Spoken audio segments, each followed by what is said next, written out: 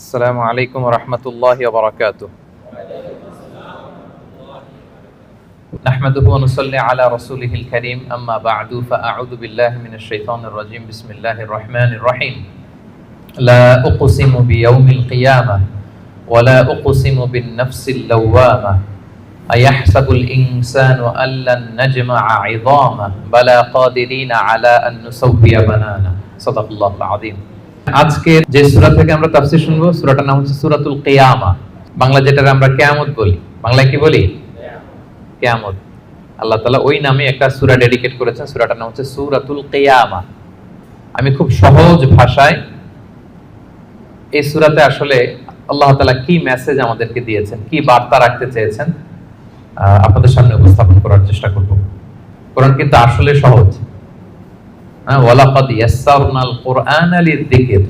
আল্লাহ বলেছেন আমি কোরআনকে বোঝার জন্য সহজ করে দিয়েছি। ফাহাল মিন মুদ্দাকির, আছো কেউ এই সহজ কোরআন থেকে লেসন নিবা, উপদেশ নিবা, আছো কেউ? তো তাহলে যে সূরা নিয়ে আলোচনা করব, সূরাটার নাম কি? সূরাতুল কিয়ামা। মাশাআল্লাহ, সূরাতুল কিয়ামা। কিয়ামা মানে হচ্ছে রেসারেকশন, মানে পুনরুত্থান।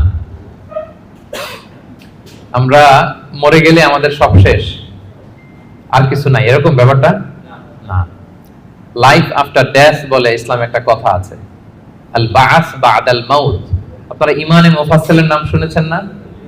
আমানতু বিল্লাহি ওয়া মালাইকাতিহি ওয়া কুতুবিহি ওয়া রুসুলিহি ওয়াল ইয়াউমিল আখিরি ওয়াল কদারি খাইরিহি ওয়া শাররিহি। তারপরে মিনাল্লাহি তাআলা, সবশেষেরটা কি? ওয়াল বা'সি বা'দাল মাউত। বা'স মানে আবার উঠবেন, আপনি আবার জেগে উঠবেন। মিনহা খালাকনাকুম ওয়া ফিহা নুঈদুকুম ওয়া মিনহা নুখরিজুকুম তারাতান উখরা।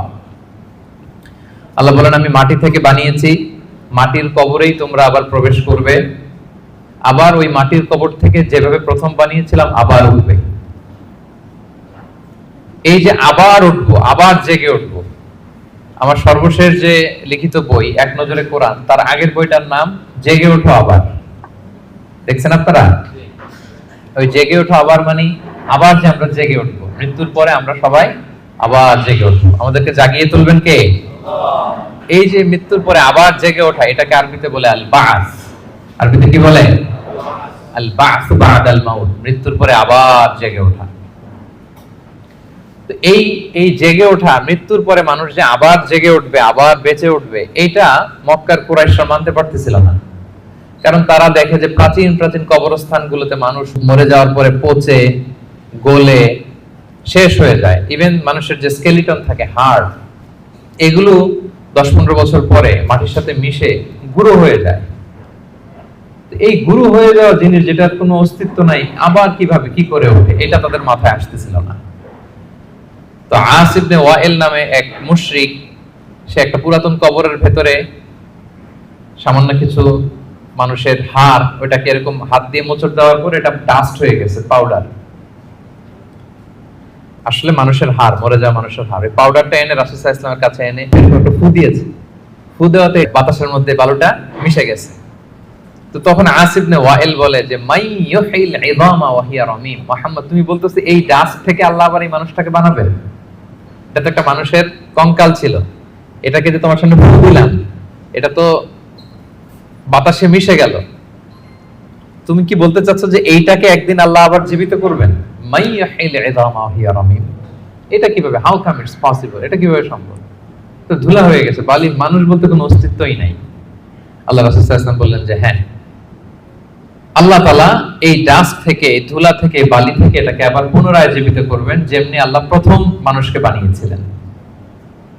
প্রথম আল্লাহ তাআলা যেভাবে বানিয়েছেন, সেই আল্লাহ আবার এটা থেকে ওই মানুষকে আবার রিকনস্ট্রাক্ট করবেন, রিবিল্ড করবেন, রিশেপ দিবেন, রিসেট করবেন, আবার আগের মতো তিনি এই মানুষকে তৈরি করবেন। এই সূরায় এটাই বারবার বোঝানো হয়েছে যে যিনি প্রথম মানুষকে বানাইতে পারলো, সে আল্লাহ কি মরে যাওয়ার পরে, পচে গলে যাওয়ার পরে আবার বানাতে পারবে না? আচ্ছা বলেন তো, কোন জিনিস প্রথমবার বানানো কঠিন না দ্বিতীয়বার বানানো কঠিন? কারণ প্রথমবার ফার্স্ট টাইম, কোনো এক্সপেরিয়েন্স নাই। প্রথমবার যেহেতু করে ফেলতে পারছে, এখানে তো একটা এক্সপেরিয়েন্স হয়ে গেছে, কি বলেন? জানা হয়ে গেছে, একটা ধারণা হয়ে গেছে। দ্বিতীয়বার কি কঠিন লাগবে? আর আল্লাহ তাআলা বারবার বলেন যে যিনি প্রথমবার তোমাদেরকে বানায় ফেলতে পারলেন। তোমাদের তো কোনো অস্তিত্ব ছিল না, অস্তিত্বহীন একটা জগৎ থেকে আল্লাহ তোমাকে অস্তিত্বে আনলেন। আমরা ছিলাম ইন এক্সিস্টেন্স, এখন আমাদেরকে এক্সিস্টেন্সে আনলেন। আচ্ছা, একটু খেয়াল করে বলুন তো, আজকে থেকে 100 বছর আগে আপনার কোনো অস্তিত্ব ছিল? আমার কোনো অস্তিত্ব ছিল? আমি যে আসবো দুনিয়াতে, যে আমার এই নাম হবে, এই গ্রাম হবে, এই পিতামাতা হবে, এই ফিচার হবে, এগুলো আমরা কেউ জানতাম? তো এই আমাদেরকে যেহেতু আল্লাহ তৈরি করতে পারলেন, অস্তিত্বহীনতার জগৎ থেকে অস্তিত্বে আনতে পারলেন, সে আল্লাহ আবার পুনরায় তৈরি করতে ওনার সমস্যা কোথায়? ওটা তো আরো সহজ, কি বলেন? আচ্ছা, আজকে থেকে 200 বছর পরে ধরেন একজন মানুষ পৃথিবীতে যে আসবে, তার এখন কোনো অস্তিত্ব আছে? তার নাম, তার পরিবার, তার বংশ, তার কোনো অস্তিত্ব পৃথিবীতে নেই। কিন্তু এই লোকটা আসবে না পৃথিবীতে? তো অস্তিত্বহীন জগৎ থেকে আল্লাহ যখন অস্তিত্বে আনতে পারলেন, মরে যাওয়ার পরে, পচে যাওয়ার পরে তিনি আবার কেন উঠাতে পারবেন না? কেন পারবেন না? এবং আল্লাহ রাসূল সাল্লাল্লাহু আলাইহি ওয়াসাল্লাম বলেছেন, মানুষের দেহে একটা হাড্ডির কণা আছে, ইন্না ফিল ইনসানি আযমুন লা ইয়াকুলুহুল আরদু আবাদান। একটা হাড্ডির কণা আছে যেটা কখনো মাটি বালু এটাকে খেতে পারে না, নষ্ট করতে পারে না। মিনহা ইউরাক্কাবুল খালকু ইয়াউমাল কিয়ামা, কিয়ামতের দিন এখান থেকেই মানুষের আবার পুনঃসৃষ্টি হবে। তো সাহাবারা বললেন, আইয়ু আযমিন ইয়া রাসূলুল্লাহ, এই হাড্ডিটার নাম কি? আল্লাহ রাসূল সাল্লাল্লাহু আলাইহি ওয়াসাল্লাম বললেন, আজবুদ জানাত, মানে টেইল বোন। ডাক্তারি ভাষায় এটাকে বলে কক্সিক্স। আমাদের যে শিরদাঁড়া আছে না, মেরুদণ্ড, এই মেরুদণ্ডের একেবারে নিচে ট্রায়াঙ্গেল একটা ত্রিভুজ আকৃতির ছোট্ট বোন পার্টিকেল আছে, এটা নষ্ট হয় না। হিন্দুরা যে শ্মশানে লাশ পোড়ায়, সব পুড়ে যায়, ওইটা পুড়ে না। আমরা যে কবরস্থ করি, কবর মাটি সব খেয়ে ফেলতে পারে, কিন্তু ওই ছোট্ট হাড্ডি কণিকাটা নষ্ট হয় না। ইভেন মানুষের মৃত্যু তো অনেক ভাবে হয়। বিমান দুর্ঘটনায় হলে জ্বলে ভস্ম হয়ে যায়, সাগরে জাহাজ ডুবি হলে মানুষ মরে, তিমি মাছের পেটে চলে যায়, তিমি ওইটাকে খেয়ে ডাইজেস্ট করে ফেলে, তার অস্তিত্বই থাকে না। কিন্তু ওই যে ছোট্ট কক্সিক্স টেইল বোন আজবুদ জানাব, এটা নষ্ট হয় না। আল্লাহ বলেন, ওইটা থেকে কিয়ামতের দিন তোমাদেরকে আবার আমি পুনরায় সৃষ্টি করব। এইটাকে বলা হয় পুনরুত্থান, রেসারেকশন। পুরো সূরার মেইন কথা হচ্ছে এইটা। আপনাদের কাছে আগে ক্লিয়ার করে দিলাম যে ওরা যেহেতু বিশ্বাস করতে পারতেছিল না যে মানুষগুলো মরে যাওয়ার পরে 20 বছর 30 বছর পর কবরে তার অস্তিত্বই থাকে না, এই মানুষ আবার জীবিত হয় কি করে? আল্লাহ রাসূল সাল্লাল্লাহু আলাইহি ওয়াসাল্লাম বললেন যে না, এরাও জীবিত হবে। এবং আল্লাহ তাআলা এমন কথা বললেন যে তোমরা কি ভাবছো তোমাদের এই হাড় গোড়গুলো আমি রিঅ্যাসেম্বল করতে পারবো না? আরে তোমাদের the tips of your finger, তোমার আঙ্গুলের অগ্রভাগে যে এই যে কেমন আঁকি ঝুঁকি দেখা যায়, আঁকি বুকি দেখা যায়, এই যে যেটাকে আমরা আঙ্গুলের ছাপ বলি, ফিঙ্গারপ্রিন্ট, বাসমা, এইটাকে হুবহু আমি এক করে দেব। আল্লাহ বলেন, এখন যে ফিঙ্গারপ্রিন্ট নিয়ে দুনিয়াতে তোমরা আছো, ফিঙ্গারপ্রিন্ট চিনেন তো? এই যে ইমিগ্রেশন পার করে যে মালয়েশিয়াতে ঢুকছেন, কি করছিলেন? ফিঙ্গারপ্রিন্ট দিয়েছেন না? সিম কার্ড নিতে গেলে কি করতে হয়? এই যে বায়োমেট্রিক অথেন্টিকেশনের জন্য এটা দিতে হয়। এরপর আপনার ক্রিমিনাল ইনভেস্টিগেশনের জন্য লাগে। আপনি কোন বাড়িতে ডাকাতি করছে, তো সে যে ডাকাত যে দরজা খুলছে ওইখানে তার এই ছাপ থেকে যায়, সে যা যা টাচ করে সব জায়গায় ছাপ থেকে যায়। ফরেনসিক রিপোর্টের জন্য এই ফিঙ্গারপ্রিন্ট লাগে। আল্লাহ বলে, এখন যে ফিঙ্গারপ্রিন্ট নিয়ে পৃথিবীতে ঘুরে বেড়াচ্ছ, মারা যাওয়ার পরে আবার যে পুনরায় জীবিত করব, একই ফিঙ্গারপ্রিন্ট নিয়ে দাঁড়াবো, ওইটা সহ আমি তোমাদেরকে তুলবো। তোমরা ভাবতেছো শুধু হাড় গোড়, তোমার কঙ্কালটাকে আমি রিঅ্যাসেম্বল করতে পারবো না, তোমার ফিঙ্গারপ্রিন্ট সহ আমি সেদিন দাঁড় করাবো। পৃথিবীতে প্রায় বর্তমানে 800 কোটি মানুষের বসবাস। কত কোটি? এই 800 কোটি মানুষের একজনের হাতের ছাপের সাথে, আঙ্গুলের ছাপের সাথে আরেকজনের ছাপের কোনো মিল নাই। 800 কোটি মানুষ, আপনার এই আঙ্গুলের ছাপের সাথে আঙ্গুলের মিল নাই। 10টা আঙ্গুলের কোনো আঙ্গুলের কোনো ছাপের সাথে অন্য আঙ্গুলের কোনো ছাপের মিল নাই। ইভেন একসাথে যে যমজ ভাই হয়, টুইন, তাদের একজনের ফিঙ্গারপ্রিন্টের সাথে আরেকজনের ফিঙ্গারপ্রিন্টের কোনো মিল হয় না। আল্লাহ বলে, ওইটা সহ কিয়ামতের দিন আমি তোমাদেরকে তুলবো। তাহলে আল্লাহ যে আবার আমাদেরকে তুলতে পারবে, এটা কি আপনাদের বিশ্বাস হয়? নাকি এখনো একটু সন্দেহ আছে? সন্দেহ লাগে? সন্দেহের অবকাশ নাই প্রিয় ভাই এবং বোনেরা। এর কারণ, যিনি অস্তিত্বহীনতার জগৎ থেকে আমাদেরকে অস্তিত্বে আনতে পারলেন, তিনি অবশ্যই পুনরায় আমাদেরকে জীবিত করতে পারবেন। এটাই হচ্ছে সূরার মূল কথা। সূরার নাম কি যেন বলেছিলাম? সূরা কিয়ামা। কোরআনে মোট সূরা কয়টা? এই সূরাটা হচ্ছে 75 নাম্বার সূরা। কত নাম্বার? কোরআনে মোট পারা কয়টা? এটা 29তম পারায় অবস্থিত। এই সূরাটা মক্কায় নাজিল হয়েছে, ফলে এটা মাক্কি সূরা। বলুন তো কি সূরা? সবাই জোরে বলুন, কি সূরা? মাক্কি সূরা। মাক্কি সূরা। এই সূরার আয়াত সংখ্যা কত বললাম? 40। আয়াত সংখ্যা কত? 40। তাহলে ওভারঅল আপনি একটা ধারণা পেয়েছেন। সূরার ধারাক্রম হচ্ছে 75, কত পারায়? 29 পারায়, আয়াত সংখ্যা 40, আর সূরাটা মাদানী সূরা। কি সূরা? এবার নাজিলের সময়কালটা বলি, কখন নাজিল হয়েছে? মাক্কি যুগের একেবারে শুরুর দিকে, প্রাথমিক দিকে, প্রথম বছরই নাজিল হয়েছে। এবং নাজিলের প্রেক্ষাপট আমি বলেছি, লোকজন মৃত্যুর পরে যে আল্লাহ তাআলা আমাদেরকে পুনরুত্থান করবেন এটা মানতে চাইছিল না। তাদের কঠোর জবাব হিসেবে আল্লাহ তাআলা 40 আয়াত বিশিষ্ট এই সূরাটা নাজিল করেছেন। এবং এই সূরার সেন্ট্রাল থিম হচ্ছে পুনরুত্থান, রেসারেকশন, আবার যে আমরা উঠবো।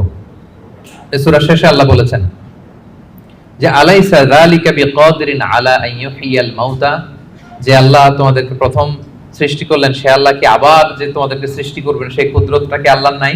অবশ্যই আছে। বালা কাদিরিনা আলা আন নুসাউইয়া বানানা, যেটা শুরুতেই বললাম যে বানান মানে হচ্ছে tips of your finger, even এটাকেও সুবিন্যস্ত করতে পারবেন, হুবহু এইভাবে তিনি আমাদেরকে জীবিত করবেন। তাহলে তিনি যে আমাদেরকে আবার পুনরায় জীবিত করতে পারবেন এতে কোনো সন্দেহ অবশ্যম্ভাবী, অনিবার্য।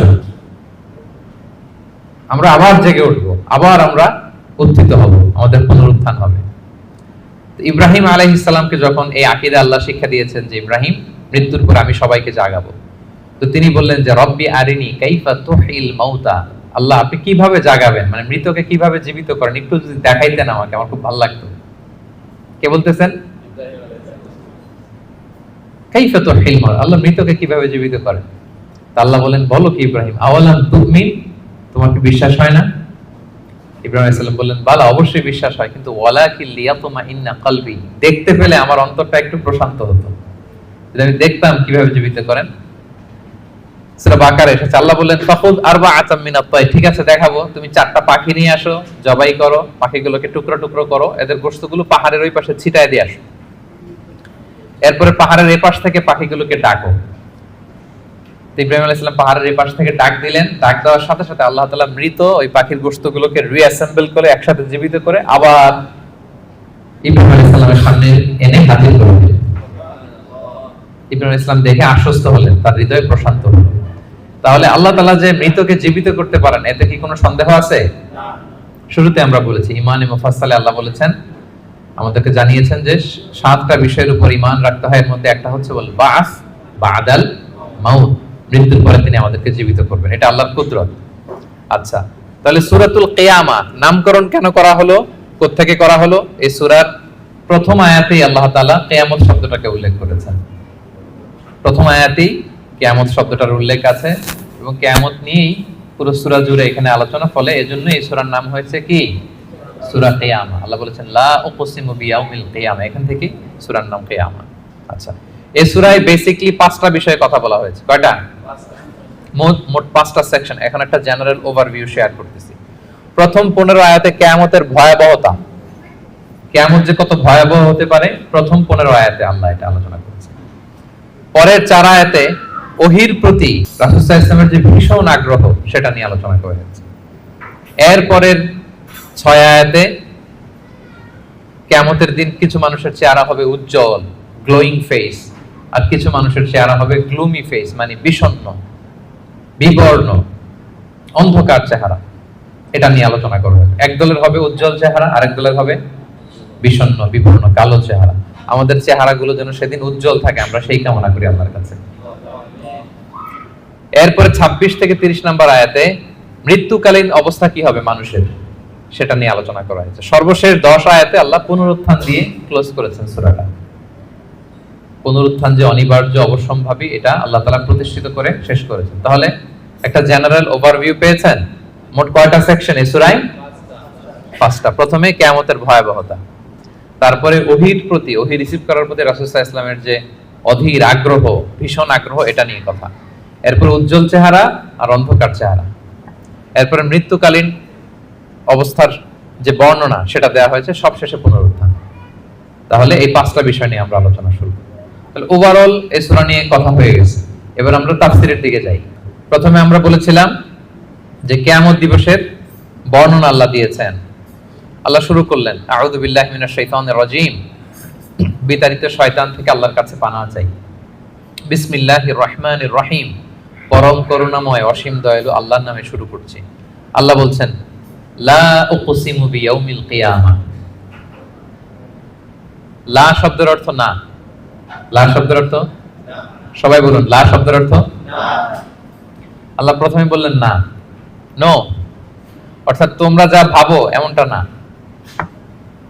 তোমরা যে মনে করো যে আমি উঠাতে পারবো না, মৃত্যুর পরে আমি তোমাদেরকে পুনরুত্থান করতে পারবো না, এমনটা না। লা, আল্লাহ বললেন লা উকসিমু বিয়াউমিল কিয়ামা। লা, তোমরা যে মনে করো আমি আল্লাহর জন্য কঠিন হবে তোমাদেরকে জাগ্রত করা, এটা ঠিক নয়। বরং উকসিমু বিয়াউমিল কিয়ামা, আমি কিয়ামত দিনের শপথ করছি।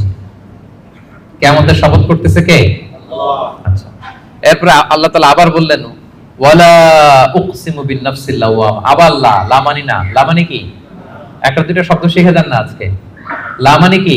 না। কোরআনে অনেক পাবেন এরকম লা। এই লা শব্দের অর্থ হচ্ছে না। আল্লাহ বলেন না, তোমরা যে ভ্রান্ত বিশ্বাসে আছো এটা ঠিক না।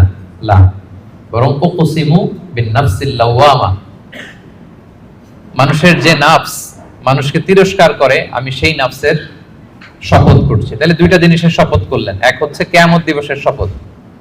কিসের শপথ? দুই হচ্ছে নাফসে লাওয়ামার শপথ, মানে যে নাফস মানুষ খারাপ কাজ করলে তিরস্কার করে। এই দুইটা শপথ করে এরপর একটা কথা বলবেন, গুরুত্বপূর্ণ কথা। আচ্ছা, ওই কথায় যাওয়ার আগে নাফসে লাওয়ামাটা কি এটা আমি আগে বলি। আমাদের যে নাফস, মানে আমাদের ভেতরে যে নাফস দিয়েছেন আল্লাহ তাআলা, এটার তিনটা ক্যাটাগরি হতে পারে। একটা হচ্ছে নাফস আম্মারা, একটা হচ্ছে নাফস লাওয়ামা, যে লাওয়ামার কথা এই আয়াতে বললাম, আরেকটা হচ্ছে নাফস মুতমাইন্না। তিনটার কথাই কোরআনে আছে। একটা হচ্ছে নাফস আম্মারা, ইন্নান নাফসা লাআম্মারাতুম বিসু ইল্লা মা রাহিমা রাব্বি। এই নাফসের ইন্সপিরেশন হচ্ছে শুধু খারাপ দিকে, মানুষকে খারাপ কাজে ইন্সপিরেশন করে, খারাপ দিকে হাতছানি দেয়। আরেকটা হচ্ছে এইটা নাফস লাওয়ামা, এ ভালোর কথাও বলে আবার খারাপের কথাও বলে, আবার খারাপ কাজ করলে তাকে তিরস্কারও করে, এটা থাকে মিডলে। আরেকটা হচ্ছে নাফসে মুতমাইন্না, প্রশান্ত আত্মা। যারা জান্নাতি তারা যখন ইন্তেকাল করবে তখন ফেরেশতারা এসে বলবে ইয়া আইয়াতুহান নাফসুল মুতমাইন্না ইরজিই ইলা রাব্বিকি রাদিয়াতান মারদিয়া ফাদখুলি ফি ইবাদি ওয়াদখুলি জান্নাতি। মানে হে প্রশান্ত আত্মা, বের হয়ে আসো, বের হয়ে আসো আল্লাহর সন্তুষ্টির দিকে। তুমিও আল্লাহর প্রতি সন্তুষ্ট, তোমার রবও তোমার প্রতি সন্তুষ্ট। আল্লাহর জান্নাতে প্রবেশ করো, আমার বান্দাদের মধ্যে প্রবেশ করো, আমার জান্নাতে প্রবেশ করো। আল্লাহ তাআলা ফেরেশতাদের মাধ্যমে এই ঘোষণাটা দিবেন। মানুষের মৃত্যুর সময় দুইটা অবস্থা হয়। যারা জাহান্নামী হয় তাদের রূপ নেয়ার জন্য একদল ফেরেশতা আসে বিকট শব্দ করতে করতে, ভয়ঙ্কর তাদের চেহারা, ভয়ঙ্কর দুর্গন্ধ। তাদেরকে দেখলেই মানুষ ভয় পায়, ত্রাসে কাঁপতে থাকে। তারা এসে ধমক দিয়ে আত্মাটাকে বলতে থাকে যে হে পাপাত্মা, আল্লাহর ক্রোধ, রাগ আর জাহান্নামের দিকে বের হয়ে আয়। তখন এই আত্মাটা বেরোতে চায় না, কাফেরদের আত্মা ছোটাছুটি করে, অস্থির হয়ে এদিক সেদিক। জোর করে আত্মাটাকে তারা নিয়ে যায়, নিয়ে সিজ্জিনে রাখে। আর যারা বিশ্বাসী, যারা আল্লাহওয়ালা, যারা ইমানদার, তাদের জন্য কাফনুন মিন আকফানিল জান্নাত, জান্নাত থেকে সাদা ধবধবে শুভ্র কাপড়ের একটা কাফন নিয়ে আসে ফেরেশতারা।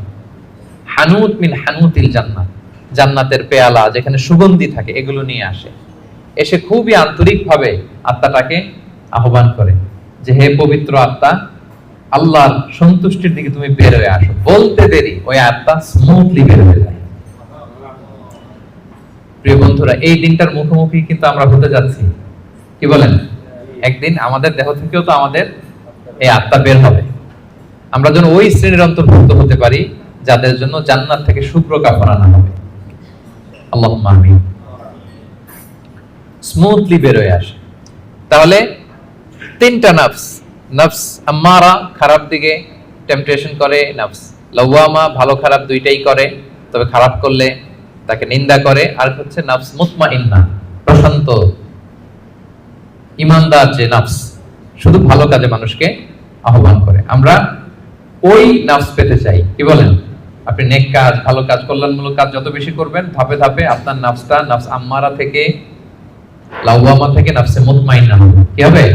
নাফসে মুতমাইন্না। তাহলে দুইটা কসম করে আল্লাহ বললেন আয়াহসাবুল ইনসানু আল্লান নাজমা ইদামা, মানুষ কি মনে করেছে তাদের দেহের হাড় গোড়গুলোকে আমি অ্যাসেম্বল করতে পারবো না? এটা ভাবতেছে তারা, যে তারা মরে গেলে তার দেহ পচে যায়, তার তার শুধু কঙ্কাল সারটা থাকে, শুধু দেহের হাড্ডি হাড় গোড় থাকে, এটাকে আমি জোড়া লাগাতে পারবো না, এটা ভাবতেছে? এটা মানুষের ধারণা? আল্লাহ বলেন বালা, অবশ্যই পারবো। কাদিরিনা আলা আন নুসাউইয়া বানানা, তার দেহের হাড়, অস্থি, মজ্জা এগুলো সব তো আমি রিঅ্যাসেম্বল করব।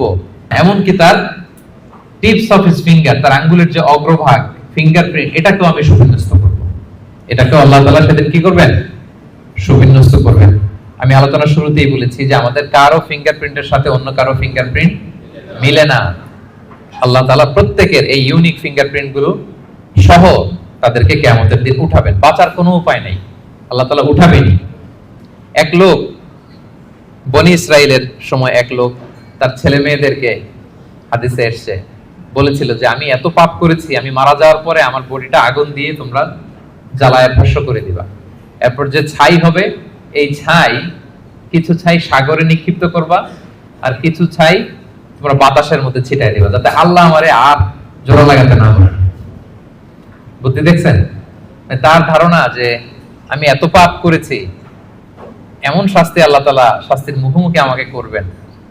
কৌশল হিসেবে সে বলল, মৃত্যুর পরে আমাকে জ্বালিয়ে দিবা, আমার লাশের যে ছাই এটা কিছু সাগরে কিছু বাতাসে দিয়ে দিবা। ছেলেরাও তাই করছে, মারা যাওয়ার পরে বাবার লাশ পোড়ায় ছাই কিছু সাগরে ছিটাই দিয়ে আসছে, কিছু বাতাসে ভাসায় দিয়ে আসছে।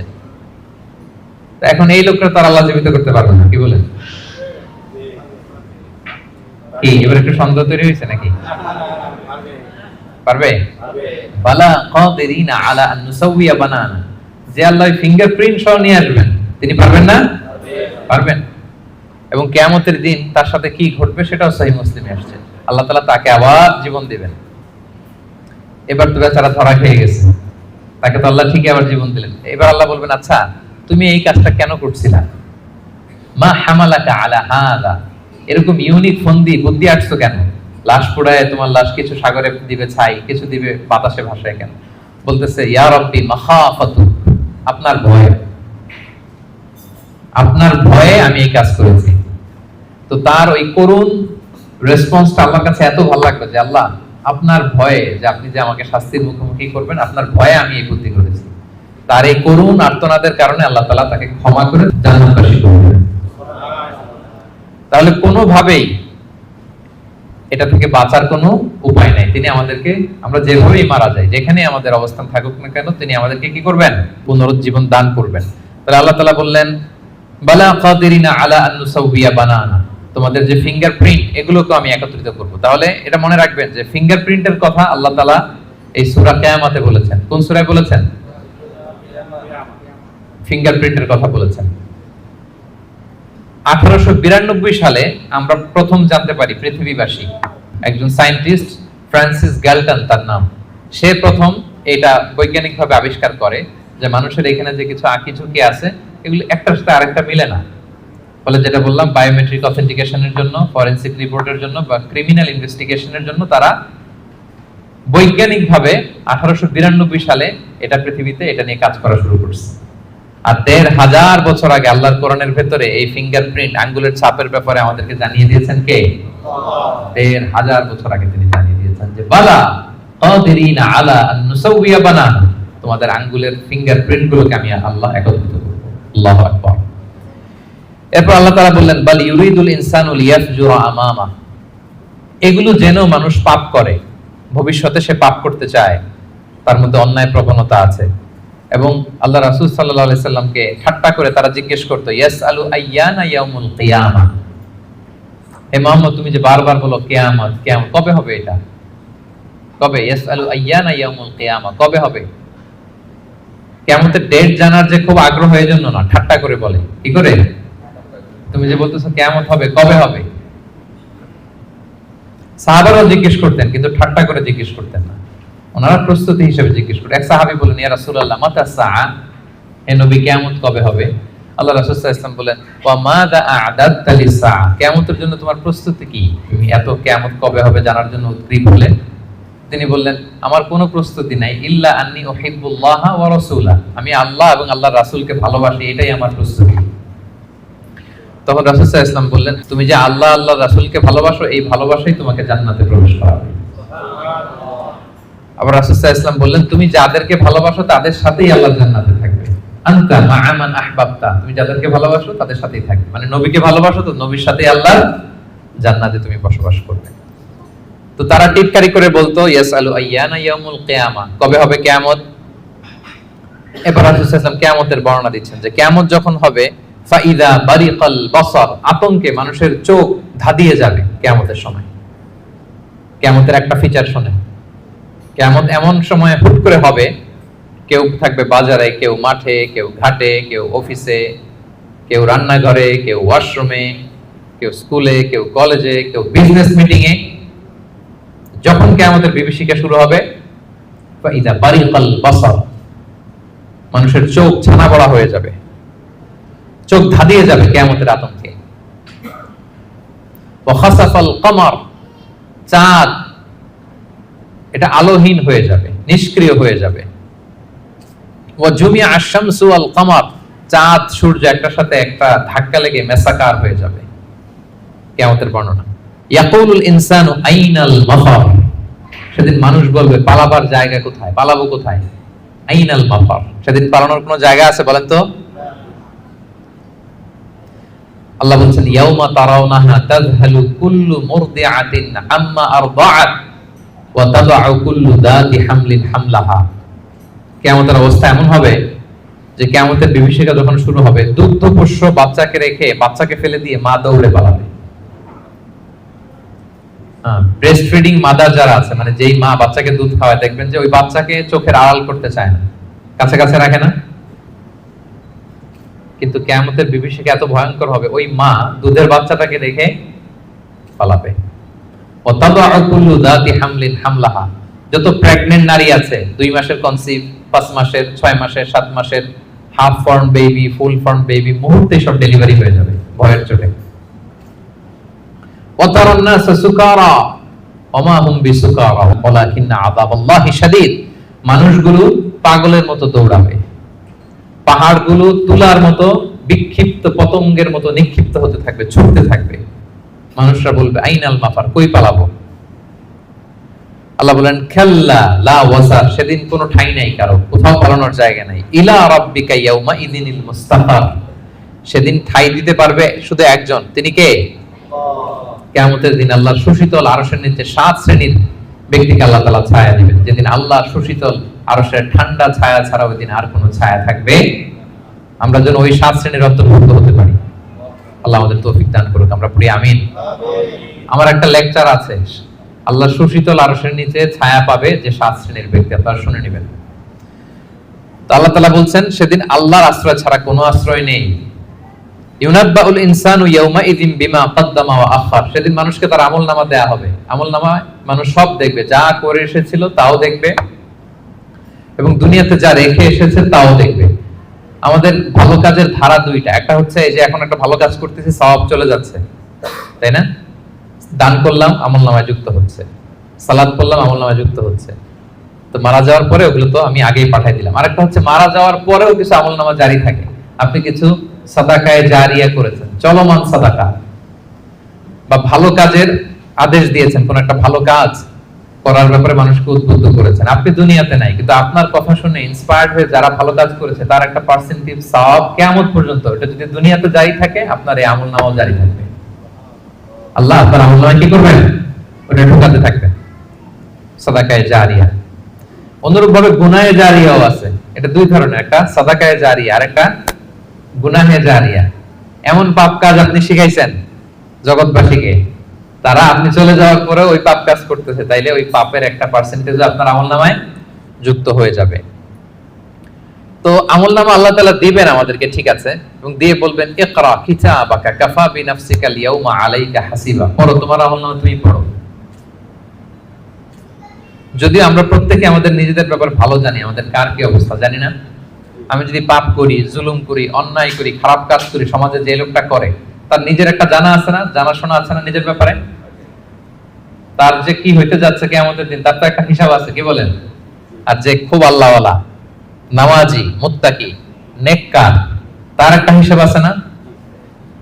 তার একটা হিসাব আছে, ইনশাআল্লাহ আমি আমার সব ভালো কাজের প্রতিদানগুলো জমা হচ্ছে আমার, আমি আল্লাহর কাছে পাই টু পাই, বুঝে বুঝে পাবো এর রিওয়ার্ড, এর প্রতিদান। তো আল্লাহ বলবেন বালিল ইনসানু আলা নাফসিহি বাসীরা, মানুষ নিজেই তার ব্যাপারে ভালো করে জানে, যদিও আমলনামা দেয়া হবে কিন্তু প্রত্যেকেই তার ব্যাপারে ভালো করে জানে। এইভাবে এই প্রথম 15 আয়াতে আল্লাহ তাআলা কিয়ামতের বিভীষিকাময় পরিস্থিতির কথা তুলে ধরলেন। 5টা সেকশনের প্রথম সেকশন, বড় সেকশনটা আমরা কভার করলাম। সবার কাছে ক্লিয়ার হয়েছে তো? আচ্ছা, দ্বিতীয় সেকশনে কি বলছিলাম, যে ওহীর প্রতি রাসূল সাল্লাল্লাহু আলাইহি ওয়াসাল্লামের ভীষণ আগ্রহ ফুটিয়ে তোলা হয়েছে 4টা আয়াতে।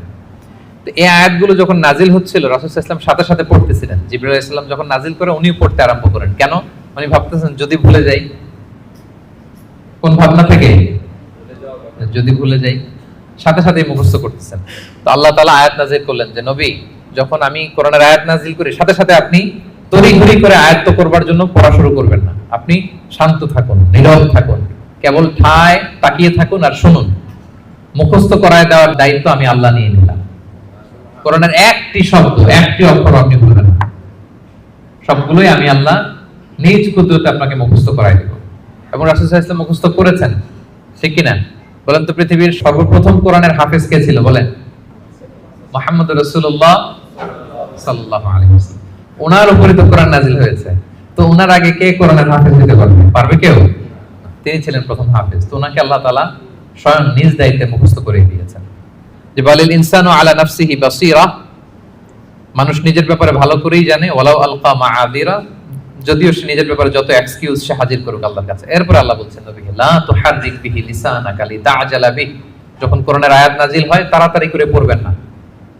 ইন্না আলাইনা জামাআহু ওয়া কুরআনা, এটা আপনার হৃদয়ে জমা করে দেওয়ার, মুখস্থ করিয়ে দেওয়ার দায়িত্ব আমি আল্লাহ নিজে নিয়ে নিলাম।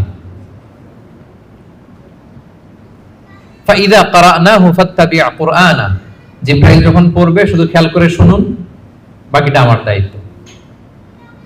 সুম্মা ইন্না আলাইনা বায়ানা, এরপর এটার ব্যাখ্যা বিশ্লেষণ আমি আল্লাহ আপনাকে শিখাই দেব। এই 4 আয়াতে আল্লাহ তাআলা বুঝাতে চাইলেন যে রাসূল সাল্লাল্লাহু আলাইহি ওয়াসাল্লাম যে ওহী রিসিভ করার জন্য খুব উদ্গ্রীব থাকতেন, ওনাকে আশ্বস্ত করা হলো যে নবী আপনি চিন্তিত হবেন না। তাহলে 2টা সেকশন চলে গেল। 3 নাম্বার সেকশন কি বলেছিলাম, যে 2 ধরনের ফেস থাকবে কিয়ামতের দিন। কিছু ফেস হবে উজ্জ্বল ফেস, গ্লোয়িং ফেস, তার বিপরীতে কিছু চেহারা হবে গ্লুমি ফেস, বিবর্ণ বিষণ্ণ চেহারা। তাদের কথা আল্লাহ বলবেন। আল্লাহ বললেন কাল্লা বাল তুহিব্বুনাল আজিলা, বরং তোমরা এই দুনিয়ার জীবনকে বেশি প্রাধান্য দাও। মানুষের স্বভাব হচ্ছে আখিরাত, সেটা যে একটা বিশাল জগৎ, হাজার হাজার বছর অন্তহীন যে জগৎ, ওই জগৎটা নিয়ে আমরা খুব একটা টেন্স থাকি না, ওটা নিয়ে আমাদের প্ল্যান থাকে না। আমাদের প্ল্যান থাকে 40 বছর, 50 বছর, 60 বছর। অন্য আয়াতে আল্লাহ বলছেন বাল তুসিরুনাল হায়াতাদ দুনিয়া ওয়াল আখিরাতু খায়রু ওয়া আবকা, তোমরা দুনিয়ার জীবনকে প্রাধান্য দাও, কিন্তু এটা স্থায়ী জীবন নয়। স্থায়ী জীবন হচ্ছে আখিরাতের জীবন। আওয়াজ করে বলেন তো, স্থায়ী জীবন কোন জীবন? আখিরাতের জীবন। সেটাই বললেন কাল্লা বাল তুহিব্বুনাল আজিলা, তোমরা দুনিয়াকে প্রাধান্য দাও, এটাকে ভালোবাসো। ওয়া তাযারুনাল আখিরা, আর আখিরাতকে তোমরা ভুলে যাও। সেদিন মানুষের অবস্থা কি হবে শোনো, উজুহু ইয়াউমাইদিন নাদিরা, সেদিন কিছু মানুষের চেহারা হবে গ্লোয়িং, সজীব, শ্যামল, উজ্জ্বল, উদ্দীপ্ত চেহারা, গ্লোয়িং ফেস। ইলা রাব্বিহা নাযিরা, তারা সেই চেহারা নিয়ে তাদের রবের দিকে তাকায় থাকবে। আল্লাহু আকবার। তাহলে বোঝা গেল জান্নাতীরা কিয়ামতের দিন আল্লাহ তাআলাকে দেখার সৌভাগ্য পাবে। বলেন আমরা আল্লাহকে সচক্ষে দেখতে চাই কি চাই না? চাই। আমরা আল্লাহকে দেখছি কখনো? দেখিনি। না দেখে তার ইবাদত করি, তাকে বিশ্বাস করি, তার সামনে সেজদায় লুটিয়ে পড়ি, কিন্তু তাকে দেখি নাই। তো জান্নাতীদের সবচেয়ে বড় নেয়ামত হবে এটা। আল্লাহ জান্নাতীদেরকে বলবেন, এই জান্নাতীরা কোরআনে যা যা নেয়ামতের কথা বলছে সব পাইছো? সবাই বলবে আল্লাহ পেয়েছি, আরো ঢের বেশি পেয়েছি। সবাই খুব খুশি যে আল্লাহ যা যা বলছেন আমরা হিসাব মিলাই দেখছি যে সব আপনি দিয়েছেন, এর চেয়ে বেশি দিয়েছেন। একজন হাত তুলে বলবে আল্লাহ পাই নাই, একটা জিনিস পাই নাই। আল্লাহ বলবে ঘটনা কি সবাই, কারো কোনো কমপ্লেইন নাই, তোমার আবার কি কমপ্লেইন? তুমি পাও নাই বলতে কি পাও নাই? বলতেছে আল্লাহ আসলটাই তো পাই নাই। আসলটা মানে বলে যে আপনারাই তো পাই নাই। আপনার হেজাব থেকে আমরা কথা শুনতেছি, মানে পর্দার অন্তরালে, কিন্তু আপনাকে তো দেখি নাই। আপনার যে নূর, আপনার নূরের যে সৌন্দর্য, আপনার নিজের সত্তাকে যে আপনি গোপন করে রেখেছিলেন, ওই সত্তাকে তো আমরা এখনো উইটনেস করতে পারি নাই, এটা তো বাকি। আল্লাহ বলবেন হ্যাঁ এইটা বাকি, এটা আমি খুব জাঁকজমক ভাবে তোমাদেরকে দেখাবো। তো বিশাল জান্নাতের কনফারেন্স হলে সামনে নবীরা বসবেন, সিদ্দিক, শুহাদা, সালেহ সবাইরা বসবেন, আমরা ইমানদাররাও বসার সুযোগ পাবো সেদিন। এরপর আল্লাহ তাআলার যে পর্দা, নূরের পর্দা, এই পর্দাকে আল্লাহ উন্মোচিত করবেন জান্নাতবাসীদের জন্য। আল্লাহু আকবার। কিসের পর্দা? নূর মানে কি? আচ্ছা, আমরা ঘরে পর্দা লাগাই কেন? কি বন্ধ করার জন্য? আমরা ঘরে যে কার্টেন লাগাই পর্দা কি ঢাকার জন্য? আলো ঢাকার জন্য। কিন্তু আল্লাহর পর্দাটাই আলোর পর্দা, নূরের পর্দা। এরপর আল্লাহ তাআলা নিজেকে সেদিন প্রকাশিত করবেন। আল্লাহর নূরের এক ঝলক তিনি প্রকাশিত করবেন। জান্নাতীরা পাগলের মতো ওই নূরের ঝলকের দিকে বিমোহিত হয়ে তাকিয়ে থাকবে। এক সেকেন্ডের হাজার কোটি ভাগের অল্প সময়ের, সামান্য সময়ের জন্য এক ঝলক আল্লাহ নিজেকে প্রকাশিত করবেন, ওনার নূর দেখাবেন। জান্নাতীরা ওই নূর দেখে অপলক নেত্রে বিমোহিত হয়ে তাকিয়ে থাকবে পাগলের মতো, যে কি দেখলাম, এত সুন্দর, এত বড় নেয়ামত। কিন্তু সামনে কিন্তু আর নাই, ওই নূরের ঝলকানি কিন্তু আর নাই। এক ঝলক ওটা দেখে এভাবে সব কোটি কোটি বছর কেটে যাবে। আল্লাহু আকবার। উজুহু ইয়াউমাইদিন নাযিরা ইলা রাব্বিহা নাযিরা। কিছু উজ্জ্বল চেহারা সেদিন তাদের রবের দিকে তাকিয়ে থাকবে। আল্লাহ রাসূল সাল্লাল্লাহু আলাইহি ওয়াসাল্লাম বলেছেন যে ইন্নাকুম সাতারাউনা রাব্বাকুম আয়ানান, তোমরা কিন্তু কিয়ামতের দিন চাক্ষুষ আল্লাহকে দেখবে, সব জান্নাতীরা। এই কথা যখন রাসূল সাল্লাল্লাহু আলাইহি ওয়াসাল্লাম বললেন, সাহাবারা বললেন যে রাসূলুল্লাহ, আল্লাহকে সবাই একসাথে কিভাবে দেখবে? দেখতে কি ধাক্কাধাক্কি হবে না? তো রাসূল সাল্লাল্লাহু আলাইহি ওয়াসাল্লাম বললেন যে আকাশের চাঁদ উঠলে তোমরা কি ধাক্কাধাক্কি করে দেখাও? বলেন যে আকাশে যখন চাঁদ উঠছে আমরা কি আরেকজনকে সরাই বলি, ভাই একটু সরেন আমি দেখি? সরেন। যে যেখানে আছে সেখান থেকে কি করে? চাঁদকে উইটনেস করতে পারে, দেখতে পারে। তো তাহলে সচক্ষে আমরা সেদিন আল্লাহ তাআলাকে দেখতে পাবো। আওয়াজ করে পড়েন ইনশাআল্লাহ। তাহলে উজুহু ইয়াউমাইদিন নাযিরা ইলা রাব্বিহা নাযিরা। সজীব চেহারাগুলো আল্লাহর দিকে তাকিয়ে থাকে। এটা হচ্ছে এক শ্রেণী। আরেক শ্রেণী হবে কি? ওয়া উজুহু ইয়াউমাইদিন বাসিরা। আরেক দলের চেহারা হবে কালো। ওই যে আমলনামায় তার সব খারাপ কাজের লিস্ট। তাদের চেহারা কি উজ্জ্বল হবে? কেমন হবে? বিষণ্ণ, বিবর্ণ, ডার্ক ফেসেস, গ্লুমি ফেসেস। তাযুন্নু আইয়ুফআলা বিহা ফাখিরা। সে বুঝতে পারবে যে কঠিন বিপদ নেমে আসতেছে। আচ্ছা, গেল উজ্জ্বল চেহারা, আলোকিত চেহারা। এরপরে মৃত্যুকালীন অবস্থার বর্ণনা। কাল্লা, তোমরা যে ভাবতেছো তোমরা পুনরুত্থিত হবে না, শুরুতে তো দুইবার লা লা বলছো যে না না যা বলতেছো এটা ভুল, আবার এখানে কাল্লা, না তোমরা যা বলতেছো এটা কিন্তু ঠিক না, বারবার রিমাইন্ডার, পুনরুত্থান হবেই হবে, এটা কেউ ঠেকাইতে পারবে না। ইদা বালাগাতিত তারাকিয়া, মানুষের রূহ যখন কণ্ঠনালী পর্যন্ত পৌঁছে যায়, ওয়াকিলা মান রাব, তখন মৃত্যুর একটা সিনারিও আল্লাহ তুলে ধরেছেন। তখন মানুষ সব শেষ চেষ্টাটা করে। মৃত্যু সজ্জায় যখন চলে যায় আমরা কি করি? লাস্ট চেষ্টাটা করি যে তাকে বাঁচানো যায় কিনা, কোনো রাকি আছে কিনা তাকে রুকিয়া করবে, কোনো ডাক্তার আছে কিনা তাকে শেষ চেষ্টাটা করবে। ওয়া যান্না আন্নাহুল ফিরাক, কিন্তু মৃত্যুগামী যে যাত্রী সে বুঝে যায় যে এটাই আমার লাস্ট ডেট দুনিয়ার। তার মানে যিনি মৃত্যুবরণ করে মৃত্যুর কিছু সময় আগে সে বুঝতে পারে যে আমি ছেড়ে যাচ্ছি এই পৃথিবী, আমি কি করতেছি? ছেড়ে যাচ্ছি। আচ্ছা, ওয়ালতাফাতিস সাকু বিসাক, এই দুনিয়ার কষ্ট বা ভয়াবহতার সাথে যুক্ত হয় আখিরাতের ভয়াবহতা। মানে আজকে দুনিয়ার শেষ দিন, এরপরে আমার শুরু হয়ে যাবে কি? আখিরাতের প্রথম দিন। ইলা রাব্বিকা ইয়াউমা ইযিনিল মাসাক, এবং মানুষকে তার রবের দিকে সেদিন নেওয়া হবে। আচ্ছা, মৃত্যুকালীন সংক্ষিপ্ত বর্ণনা শেষ। এরপর আল্লাহ শুরু করলেন সর্বশেষ যে সেকশনটা, সেটা যে পুনরুত্থান যে হবেই, এটা আবার তিনি শক্তভাবে মজবুতভাবে তুলে ধরলেন না এই সূরার একেবারে শেষ কয়েকটা আয়াতে। আল্লাহ বললেন ফালা সাদ্দাকা ওয়ালা সাল্লা, যারা কাফির মুশরিক, যারা আল্লাহকে মানে না, তাদের বৈশিষ্ট্য কি? ফালা সাদ্দাকা, তারা কিয়ামতকে সত্য বলে মানেও না, ওয়ালা সাল্লা, তারা সালাতও আদায় করে না, ওয়ালাকিন কাযযাবা ওয়া তাওয়াল্লা, তারা এটাকে মিথ্যা বলে, তারা মুখ ফিরিয়ে নেয়। একদল দেখবেন যে আপনি ভালো বললে মুখটা ফিরায় নেয়, যত উদাহরণ দিয়ে আপনি বুঝান সে ওটা মানবে না, সে ওইখান থেকে ইগনোর করে চলে যাবে। সুম্মা যাহাবা ইলা আহলিহি ইয়াতামাত্তা, সে গর্বভরে তার ফ্যামিলির কাছে যায়। মুফাসসিরিন ইকরাম বলেছেন, ইকরামা বলেছেন যে এর দ্বারা উদ্দেশ্য হচ্ছে আবু জাহাল। আবু জাহালকে যখন আল্লাহ রাসূল সাল্লাল্লাহু আলাইহি ওয়াসাল্লাম দাওয়াত দিচ্ছিল, যত ভাবে যুক্তি নির্ভর কথা রাসূল সাল্লাল্লাহু আলাইহি ওয়াসাল্লাম বলে, কিন্তু সে শোনে না, সে অহংকার করে চলে যায়। আউলা লাকা ফা আউলা সুম্মা আউলা লাকা ফা আউলা, তোমার জন্য ধ্বংস অনিবার্য। এরপর আল্লাহ তাআলা বলছেন আয়াহসাবুল ইনসানু আন ইউতরাকা সুদা, যে কথা দিয়ে শুরু করেছিলেন সেটা দিয়ে শেষ করতেছেন। কোরআনের কোনো কিছুই অমিল নাই। আপনি দেখবেন একেবারে সূরার শুরুতে যেই কথা, শুরুর কথার সাথে শেষের কথার মিল আছে। আবার এই সূরার শেষে যা বলছে আরেক সূরার শুরুতে মিল আছে, মানে সবটা ইন্টারকানেক্টেড, হাইলি ইন্টারকানেক্টেড। আল্লাহ বলছেন আইয়াহসাবুল ইনসানু আইয়ুতরাকা সুদা, মানুষ কি ভাবে যে তাকে এমনি এমনি ছেড়ে দেওয়া হবে কোনো পরীক্ষা ছাড়া? কিয়ামতের দিন হাত তুলে বলবেন আল্লাহ আমি তো ঈমানদার ছিলাম, আর আল্লাহ বলবেন যাও তুমি চলে জান্নাতে ঢুকে যাও, এরকম না। আপনাকে কঠিন পরীক্ষার মুখোমুখি হতে হবে। আপনি যে আপনার ঈমানের দাবিতে সত্যবাদী, পদে পদে এটা প্রমাণ দিতে হবে। আলাম ইয়াকুন নুতফাতাম মিন মানিয়্যি ইউমনা, আমাদের সৃষ্টি শৈলীটা কেমন ছিল আল্লাহ ওইদিকে আমাদেরকে একটু তাকাতে বলতেছেন যে দেখো তো তুমি কি ছিলা, আমি আপনি আমরা প্রত্যেকে আসলে কি ছিলাম যদি একটু খেয়াল করেন তো। আপনি আপনার ছোটবেলার কত বছরের কথা মনে করতে পারেন? আপনি স্মৃতি হাতরাতে হাতরাতে পেছনে গেলে মানে কত বছর বয়সের কথা আপনার মনে আছে দেখি? আপনার বয়স যখন 3 ছিল কোনো স্মৃতি মনে আছে? 4 5 কিছু 5 বছর বয়সে আমরা ওই যে স্কুলে ভর্তি হই, তো তার আগের কিছু ঘটনা আমাদের খেয়াল থাকে। কিন্তু 3 বছরের কোনো ঘটনা খেয়াল আছে? থাকতে পারে, কারো হয়তো থাকতে পারে, কিন্তু অধিকাংশই থাকে না। আচ্ছা তার পিছনে যদি দেন 2 বছর বয়সের, 1 বছর, আপনারই তো জীবন ওইটা, তো আপনার কিছুই তো খেয়াল নাই। আমারই তো জীবন, আমার পহেলা বছর, আমার দ্বিতীয় বছর, তৃতীয় বছর কি ছিল আমার খেয়ালই না। আচ্ছা তার আগে যদি যান 6 মাস বয়স, মায়ের বুকের দুধ খেয়ে যে বেঁচেছিলাম, কিছু মনে পড়ে? আচ্ছা তার আগে মায়ের পেটের 9 মাস একটা অন্ধকার জগতে যে ছিলাম, দেখেন তো স্মৃতি হাতরাতে হাতরাতে কিছু পান কিনা?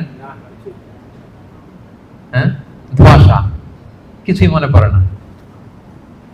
আল্লাহ বলে একটু তাকাও তুমি কই ছিলা। আলাম ইয়াকুন নুতফা, তুমি কি একটা সামান্য স্পার্ম ড্রপ ছিল না, শুক্রাণু?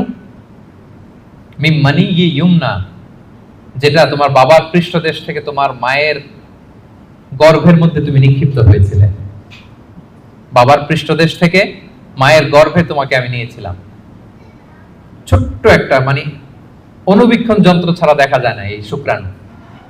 এটা ছিলাম আমি, এটা ছিলেন আপনি, আপনার অস্তিত্ব তো এইটা, আমার অস্তিত্ব তো এইটা। তো আল্লাহ একটু ফিরে নিতেছে যে দেখো কিভাবে তোমার ক্রিয়েশন মেকানিজমটা, কিভাবে অস্তিত্বহীনতা থেকে বাবার পিঠ থেকে মায়ের গর্ভে তুমি ছিলে একটা স্পার্ম ড্রপ, একটা ছোট্ট শুক্রাণু। সুম্মা কানা আলাকা, এরপরে তুমি হলা একটা আলাকা, জোকের মতো, জোক যেটা মায়ের জরায়ুর দেয়ালে লেগেছিল।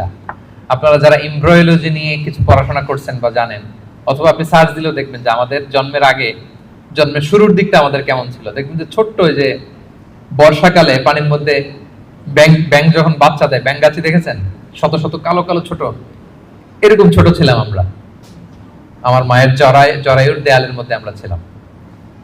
ব্লাড ক্লট, এটার পরে আল্লাহ বানালেন লিটল ফ্ল্যাশ, একটা ছোট্ট গোশতের টুকরা।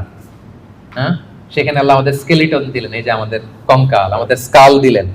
হ্যাঁ, আমাদের নার্ভ সিস্টেম চালু করলেন, আমাদের হেয়ারিং সিস্টেম চালু করলেন, আমাদের এই যে হার্ট প্রথম পাম্প করলো, হ্যাঁ, সিস্টোলিক ডায়াস্টোলিক অলিন্দ নিলয় শুরু হলো। এই যে আপনি একটা হিউম্যান বেবি হিসেবে আত্মপ্রকাশ করলেন মায়ের পেটে। এই অন্ধকার মায়ের পেটের ভেতরে 3টা প্যাকেট ছিল ওখানে, যুলুমাতুন সালাস, এর ভেতরে আপনাকে তৈরি করেছে কে? আল্লাহ। স্মৃতি হাতে তো কিছু পাই না, এজন্য আল্লাহ স্মরণ করাই দিচ্ছে যে তোমার তো আর খেয়াল থাকবে না, আমি যে এত বিশাল বিশাল কাজ করছি, একটু শুনে নাও। যে বাবার পিঠ থেকে মায়ের গর্ভে গিয়েছিলে, 40 দিন ছিল এই শুক্রাণু, হাদিসে এসেছে। তারপরের 40 দিন ছিল আলাকা, ব্লাড ক্লট। তারপরের 40 দিন ছিল লিটল ফ্ল্যাশ, ছোট্ট একটা গোশতের টুকরা। এরপর এক ফেরেশতা এসে তোমার মধ্যে রূহের ফুৎকার দিয়েছে। এরপরে এই যে সিস্টোলিক ডায়াস্টোলিক শুরু হয়েছে। আপনি যে প্রাণ ফিরে পেয়েছেন, একটা ফুল ফর্ম বেবি হচ্ছেন, এইভাবে আমি তোমাকে দুনিয়াতে এনেছি। এগুলো কেন বলতেছে জানেন? আল্লাহ বুঝাইতে চাইছে যে আল্লাহ এইভাবে করতে পারে, সে আল্লাহ মরে যাওয়ার পরে, পচে যাওয়ার পরে, গলে যাওয়ার পরে, 1000 বছর পরে সে আল্লাহকে তোমাদেরকে উঠাতে পারে না? এটাকে বলে পুনরুত্থান, বাস বাদাল মাউত।